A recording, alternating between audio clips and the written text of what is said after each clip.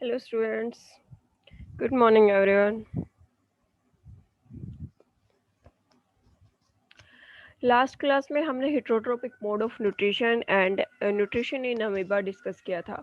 आज की क्लास में हम न्यूट्रिशन इन ह्यूमन बीइंग के बारे में डिस्कस करेंगे कि ह्यूमन बीइंग में न्यूट्रिशन प्रोसेस कैसे चलती है, उस सब के बारे में हमें यहाँ पे डिस्कस करना है।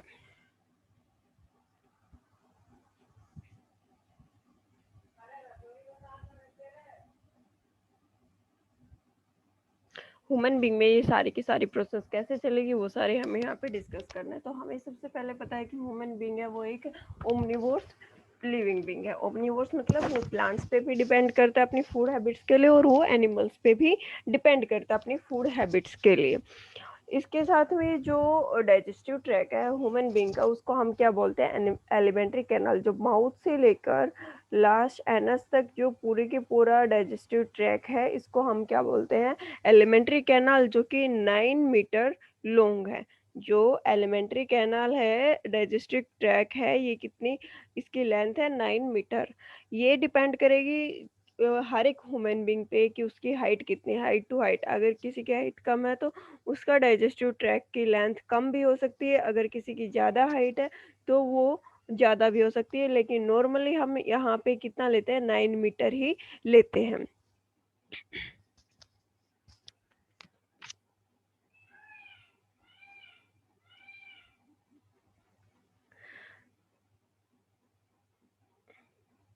नॉर्मली हम 9 मीटर लेते हैं इसको।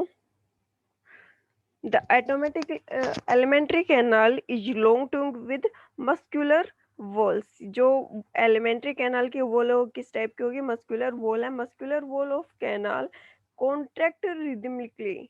जो कॉन्ट्रैक्ट और रिलैक्स, जिस टाइप से हमारा हार्ट कॉन्ट्रैक्ट रिलैक्स होता है, इसी टाइप से जो एलिमेंट्री कैनाल है वो भी कॉन्ट्रैक्ट एंड रिलैक्सेशन प्रोसेस करती रहती है। किस लिए करती है, ताकि फूड को आगे पुश किया जा सके।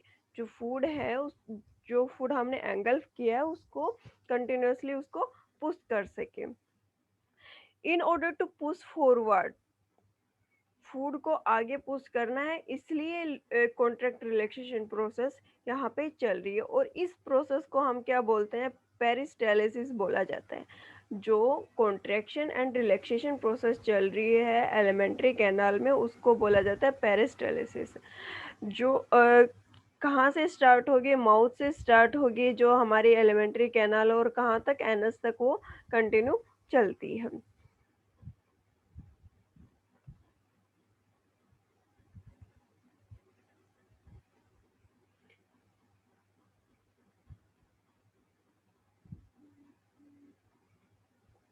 फिर नेक्स्ट है कि जो माउथ है, एलिमेंट्री कैनाल की डाइजेशन में कौन कौन सी प्रोसेस है वो इंक्लूड होगी। इसके साथ ही कौन कौन सी प्रोसेस स्टार्ट हो रही है और कौन कौन से पार्ट में कौन कौन से कहाँ पे डाइजेशन होगा, कहाँ से इजेशन होगा, कहाँ पे असिमिलेशन या एब्जॉर्प्शन हो रहा है, वो पूरा का पूरा हमें यहाँ पे बताना है। तो जो प्रोसेस ऑफ डाइजेशन है वो कैसे स्टार्ट होगी, एक फूड पार्टिकल है उसको हम एंगल्फ कर रहे हैं थ्रू द माउथ, माउथ के द्वारा एंगल्फ कर रहे हैं, ये इजेशन की प्रोसेस को इंक्लूड करता है। माउथ से क्या हो रहा है, इजेशन प्रोसेस इंक्लूड हो रही है। देन माउथ से जो फूड पार्टिकल से ये कहाँ पे जाएंगे, बकल कैविटी में। माउथ जस्ट आ ओपनिंग है किसकी, हमारा जो एलिमेंट्री कैनाल है उसकी एक ओपनिंग है। बक्कल कैविटी में डाइजेशन स्टार्ट हो जाता है। किसका डाइजेशन है, वो कार्बोहाइड्रेट। सबसे पहले यहाँ पे जो स्टार्च होता है,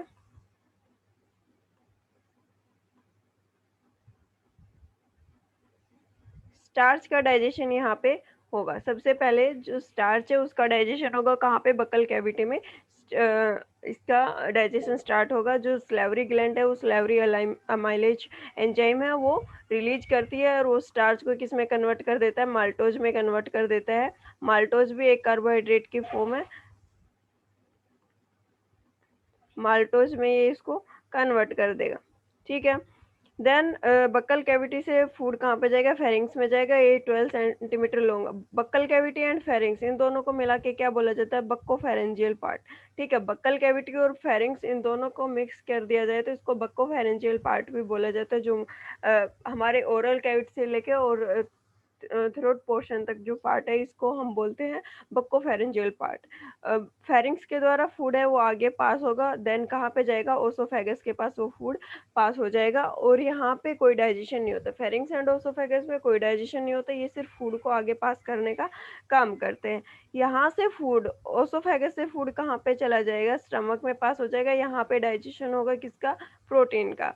देन प्रोटीन के डाइजेशन के बाद फूड आगे पास कर दिया जाएगा, यहाँ से कहाँ पे जाएगा, स्मॉल इंटेस्टाइन में। स्मॉल इंटेस्टाइन में कंप्लीट डाइजेशन हो जाता है, carbohydrate, fat particles and protein ये कंप्लीट डाइजेस्ट हो जाता है और यहीं से जो सिंपलर फॉर्म बन गई है फूड की वो एब्जॉर्ब होगी किसके अंदर, ब्लड के अंदर ये मिक्सअप हो जाएगी। देन जो extra minerals and extra water content waste particle के साथ आगे पास होगा कहाँ पे, लार्ज इंटेस्टाइन में। लार्ज इंटेस्टाइन में जो विलेज परसेंट होती है वो क्या काम करेंगे, जो extra mineral and extra water पास हो गए वेस्ट के साथ उसको एब्जॉर्ब करेंगे। लार्ज इंटेस्टाइन में वाटर एंड मिनरल्स का एब्जॉर्प्शन होगा एंड देन ये भी क्या होगा, देन असिमुलेट हो जाएगा किसके अंदर, ब्लड के अंदर।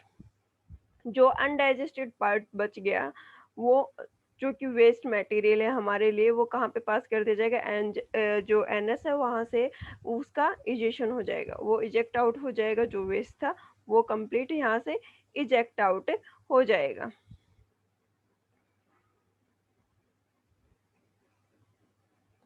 देन फिर हमारा ये सिर्फ मैंने एक ओवरव्यू बताया है कि कैसे हमारा पूरा डाइजेस्टिव सिस्टम है वो काम करता है।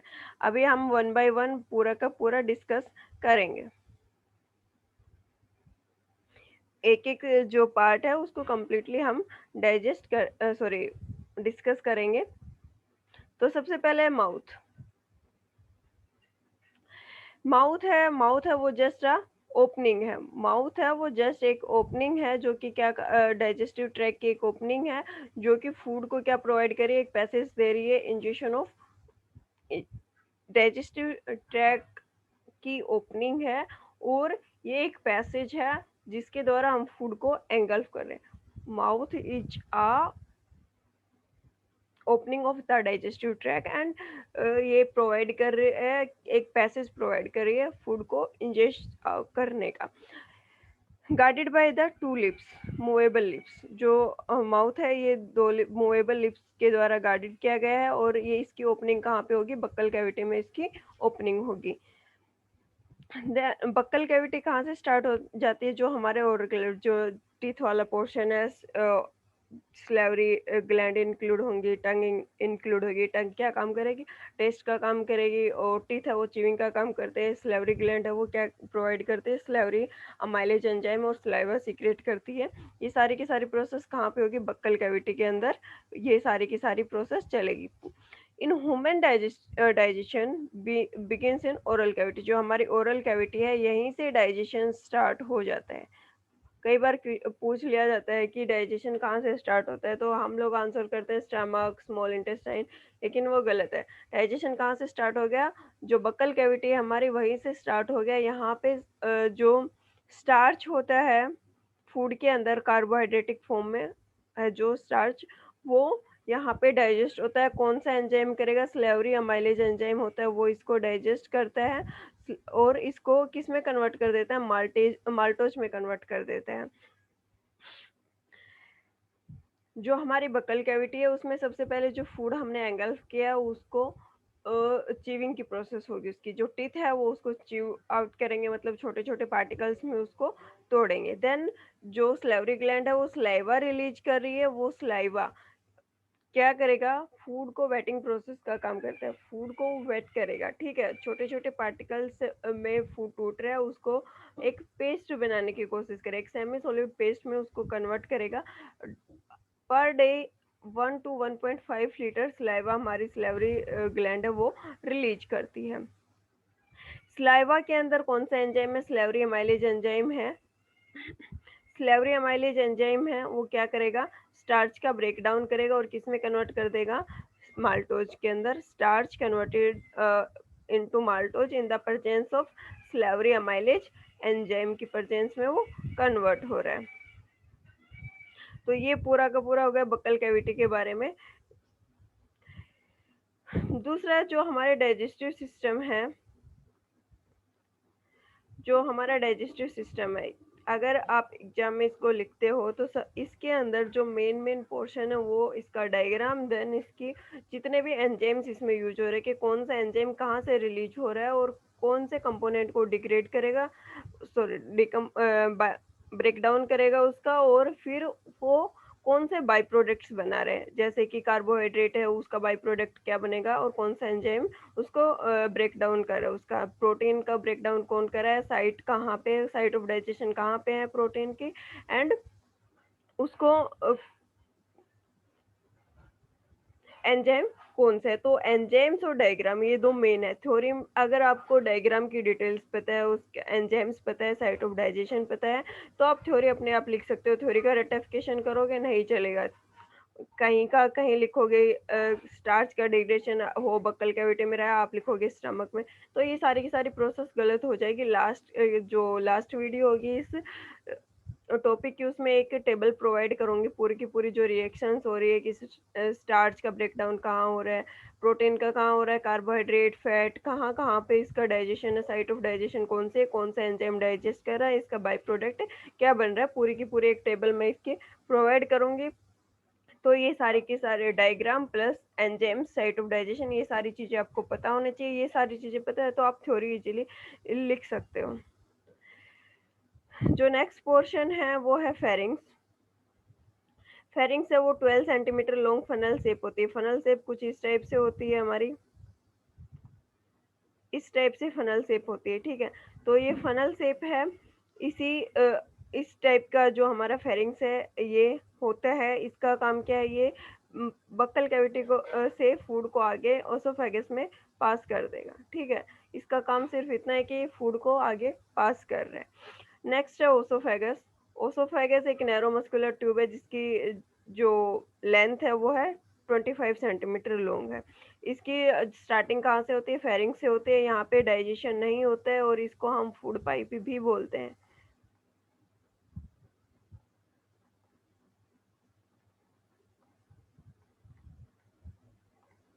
फूड पाइप भी इसको बोला जाता है।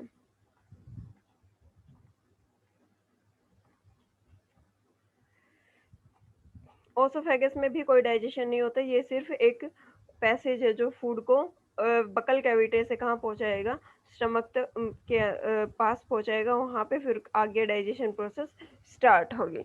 तो आज का जो सेशन है इसमें इतना ही करेंगे। जो हमारा नेक्स्ट सेशन होगा उसके अंदर हम जो स्टमक में डाइजेशन हो रहा है, कौन कौन से कंपोनेंट्स का डाइजेशन हो रहा है, कौन कौन से एंजाइम्स वहाँ पे काम कर रहे हैं, उस स्टमक क्या क्या रिलीज करता है, कहाँ कहाँ से उसके अंदर जूस वगैरह जो सिक्रेशन हो रहा है वो किस किस का हो रहा है। इसके साथ में इंटेस्टाइनल जो पोर्शन है वो पूरा का पूरा आगे जो नेक्स्ट वीडियो होगी, हमारी नेक्स्ट क्लास होगी, उसमें हम डिस्कस करेंगे।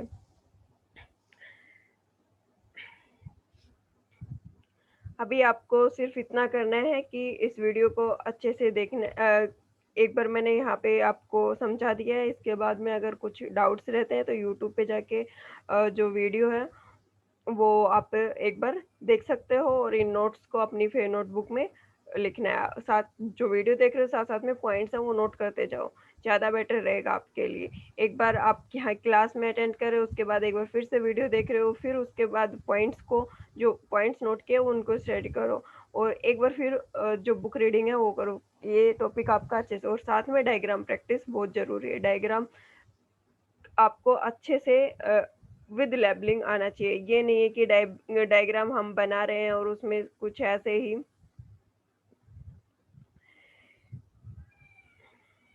वेल लेबल डायग्राम नहीं है। जैसे कि एक बार बता देती हूँ मैं आपको कि डायग्राम हम बना रहे हैं तो जो पार्ट हमारा जिधर है उधर ही हमें उसको मेंशन करना चाहिए। ये नहीं है कि उसको कहीं भी हम मेंशन कर रहे हैं, जैसे कि हमारा स्टमक वाला पोर्शन इधर है और हम इसकी लेबलिंग कर रहे हैं इधर।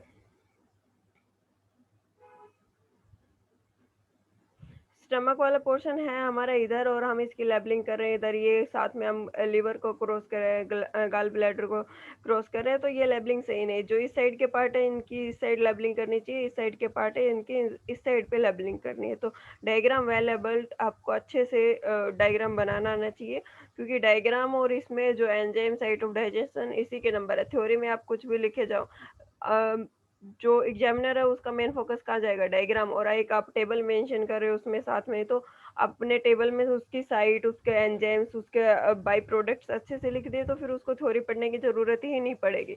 तो डायग्राम्स और साइट ऑफ डाइजेशन ये आपके अच्छे से होने चाहिए। अभी नेक्स्ट क्लास में हम डिस्कस करेंगे डाइजेशन इन स्टमक और इंटेस्टाइनल पोर्शन है उसमें किस किस का डाइजेशन हो रहा है वो सब। आज के लिए इतना ही, अभी हम अपना सेशन एंड अप करते हैं। Thank you.